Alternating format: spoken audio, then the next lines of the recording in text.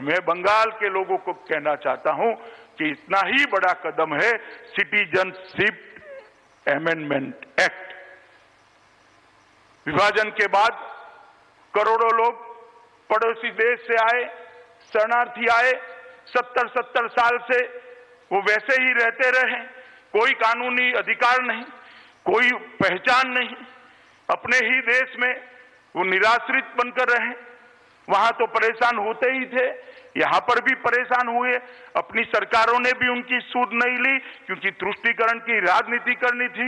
मित्रों, नरेंद्र मोदी सरकार आई, इसने करोड़ों शरणार्थी जो आए थे उनको सम्मान देने का भारत का वादा जो सन 47 में किया गया था उसको 2019 में पूरा किया और सिटीजनशिप अमेंडमेंट एक्ट लेकर आए और वो शरणार्थियों को नागरिकता का अधिकार दिया।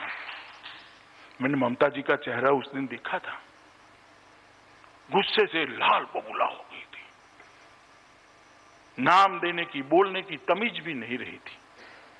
मैंने इतना गुस्से किसी व्यक्ति को कभी नहीं देखा कि हम इसका विरोध करेंगे, एड़ी चोटी का विरोध करेंगे। संसद में भी किया, रोड पर भी किया, रैलियां निकाली। मैं ममता दीदी को आज इतना पूछना चाहता हूं कि मतुआ समाज के लोगों ने आपका क्या बिगाड़ा है?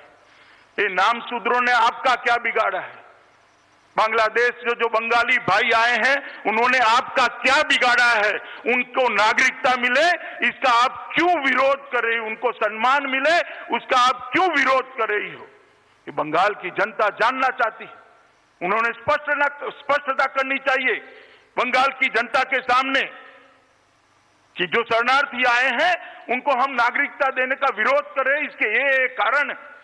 और मैं ममता जी को कहना चाहता हूं कि आप सीएए का विरोध कर रही है, जब मतपेटियां खुले तब देख लेना कि बंगाल की जनता को बंगाल की जनता आपको राजनीतिक शरणार्थी बनाने वाली है। सीएए का विरोध आपको बहुत महंगा पड़ेगा। मित्रों, भारतीय जनता पार्टी की सरकार ने, हमारे नेता नरेंद्र मोदी जी ने कई ऐसे फैसले लिए जो 70 साल तक नहीं लिए गए थे। महात्मा गांधी ने कहा था, सरदार पटेल ने कहा था, राजेंद्र बाबू ने कहा था, जवाहरलाल नेहरू ने कहा था, मगर ये कांग्रेस कभी भी उनको नागरिकता देना नहीं चाहती थी।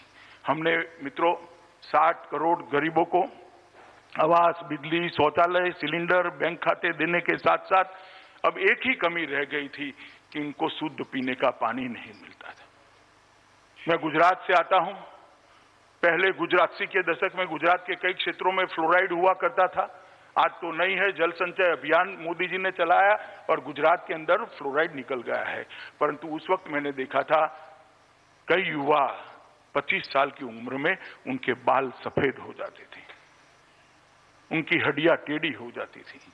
ये फ्लोराइड का असर उनको अकाल वृद्धत्व देता था और देश के 25 करोड़ लोगों को शुद्ध पीने का पानी आज भी भाग्य में नहीं है। नरेंद्र मोदी सरकार ने 2019 में सरकार बनने के बाद सबसे पहला काम किया, जल शक्ति मंत्रालय का गठन किया और जल शक्ति मंत्रालय के माध्यम से देश के 25 करोड़ लोगों को शुद्ध पीने का पानी पहुंचाने का संकल्प किया। और मैं बताना चाहता हूं सबसे ज्यादा लोग बंगाल का इसको फायदा होने वाला है। मित्रों,